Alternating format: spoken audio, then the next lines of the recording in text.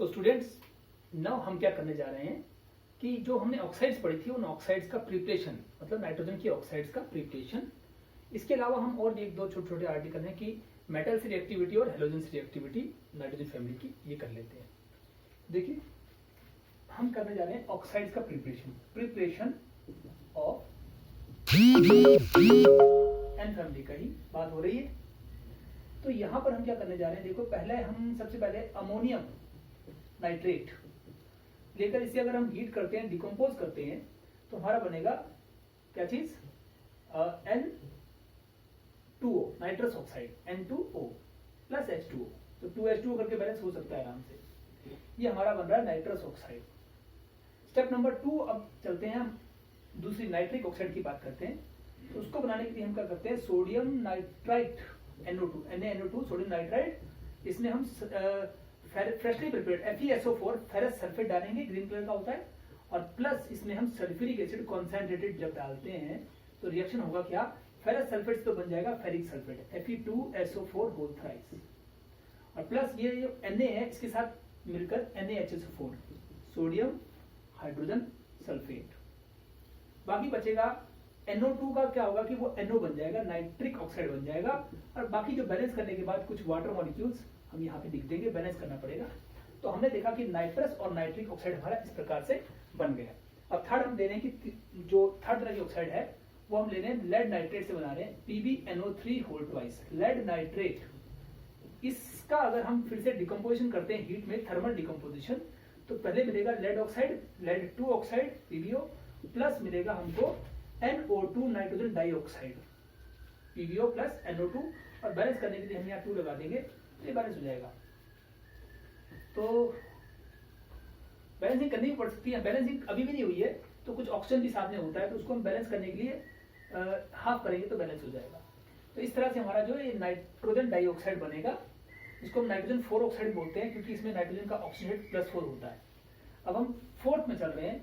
इसके अलावा अगर हम मान लो इसका और इसका 2 ऑक्साइड है, नाइट्रिक ऑक्साइड और नाइट्रोजन डाइऑक्साइड को आपस में मिक्स कर देते हैं तो रिएक्ट करती हैं, और ये दोनों अनस्टेबल होती है क्योंकि इन दोनों में अनपेयर्ड इलेक्ट्रॉन होता है, ये ऑड इलेक्ट्रॉन मॉलिक्यूल्स होते हैं। इन दोनों में नाइट्रोजन के ऊपर एक अनपेयर्ड इलेक्ट्रॉन होता है। दिखाना चाहूंगा कि जैसे नाइट्रोजन डबल बॉन्ड होता है, ऐसा स्ट्रक्चर है इसका, किसका, आपके नाइट्रिक ऑक्साइड का, NO का, और यहाँ एक सिंगल इलेक्ट्रॉन होता है, चार्ज किसी भी कुछ नहीं होगा, लेकिन ये सिंगल इलेक्ट्रॉन की वजह से ऑड इलेक्ट्रॉन मॉलिक्यूल है, बाकी पेयर है अपनी जगह।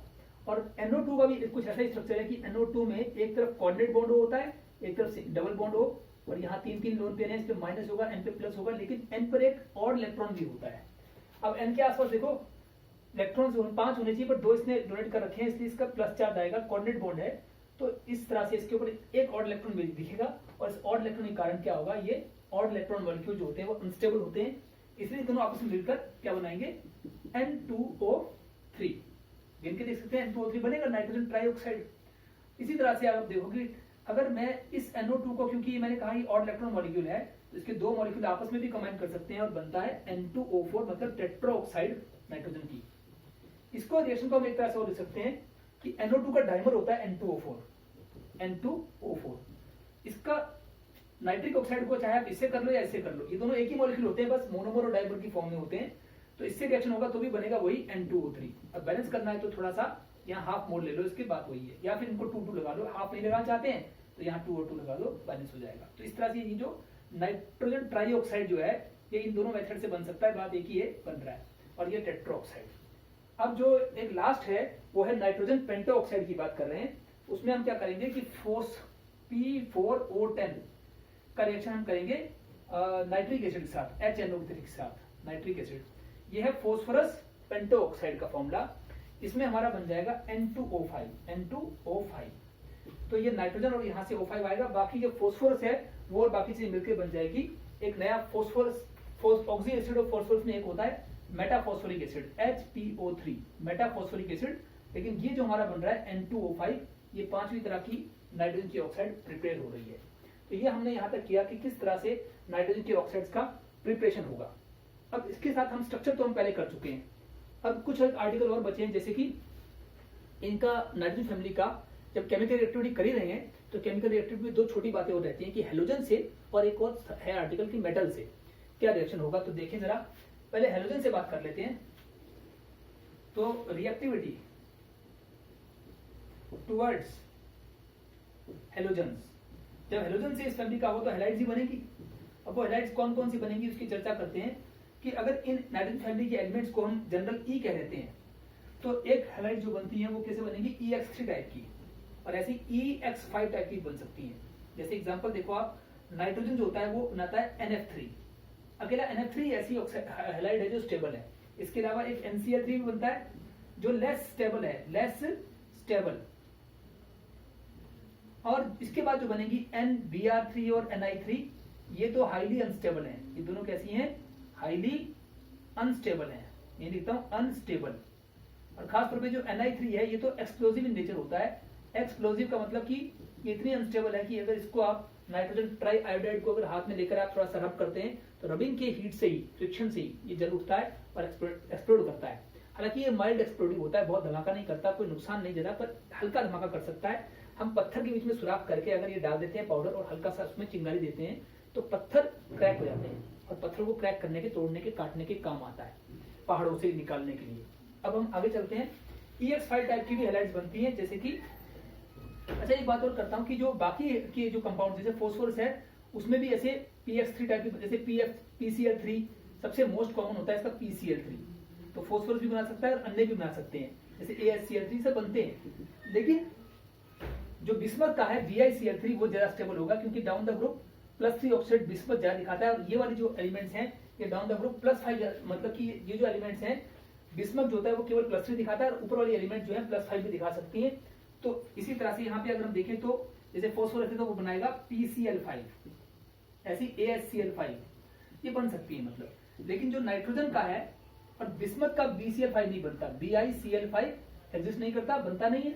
और नाइट्रोजन का भी इस तरह से NX5, X का मतलब हेलोजन कोई भी नहीं बन सकता।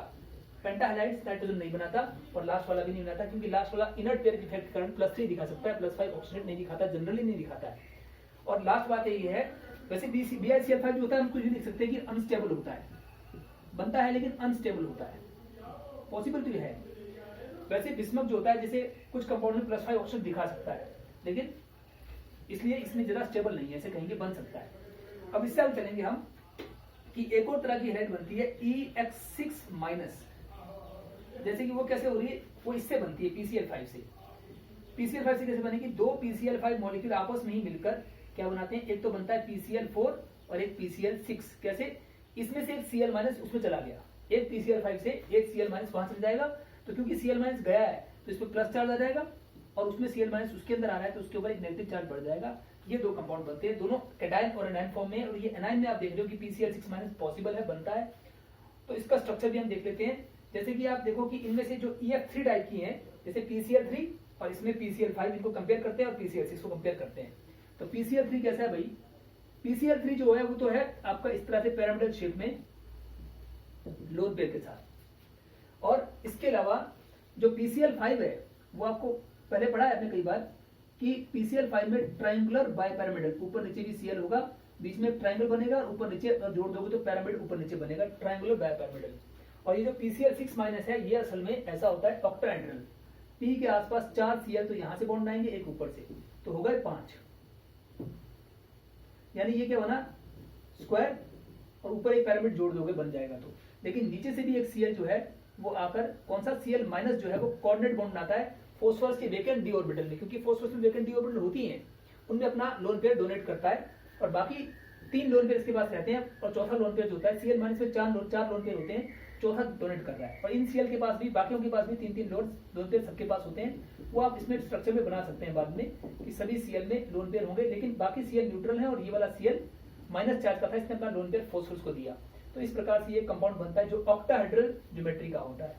ये जो है हैलाइड्स के बारे में कुछ बातें, इनकी अपनी एक ब्रांच ऑफ केमिस्ट्री होती है। जितने भी हम ऑक्साइड्स की बात करते हैं, हैलाइड्स की बात करते हैं या कभी और किसी हाइड्राइड्स की बात करते हैं, तो अपने आप में एक पूरी ब्रांच होती है। लेकिन अभी हम अपने सिलेबस के अंदर, नीट और IIT के सिलेबस के अंदर सिमट कर चलेंगे।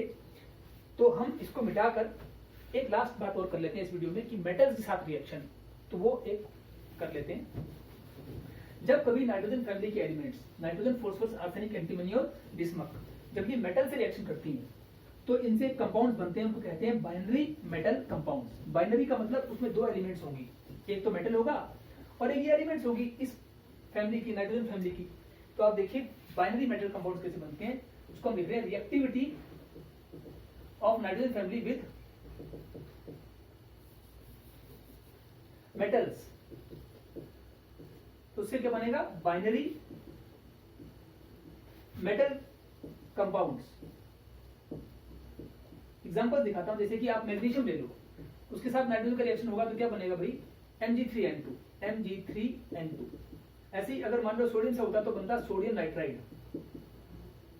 ऐसे अगर एल्यूमिनियम से होता तो एल्यूमिनियम नाइट्राइड। इसमें मेटल्स की ऑक्सीजन स्टेट तो अलग अलग होती है, जैसे मेटल कंपाउंड में मैग्नीशियम +2 दिखाता है, सोडियम +1 और एल्यूमिनियम +3। लेकिन नाइट्रोजन इन सब में, ऐसे कंपाउंड्स में नाइट्रोजन -3 ही दिखाता है, हमेशा -3 दिखाता है। तो आप देखो बैलेंस करके ये 2 और 3 क्रॉस करोगे तो Mg3N2 का फॉर्मूला ये हो जाएगा, मैग्नीशियम नाइट्राइड का, ये सोडियम नाइट्राइड का और ये एल्यूमिनियम नाइट्राइड का। N3- आयन को ही बोलते हैं नाइट्राइड आयन, ये है नाइट्राइड आयन। तो इन कंपाउंड्स में नाइट्रोजन वो नाइट्राइड आयन के रूप में एग्जिस्ट करता है, N-3 के रूप में। ठीक, ये वही नाइट्राइड आयन है जो कि और भी कुछ कंपाउंड्स में देखा था, तो हम यहाँ पर भी इसको इस तरह से दिखा रहे हैं। ये है मेटल के साथ में इनके कंपाउंड्स।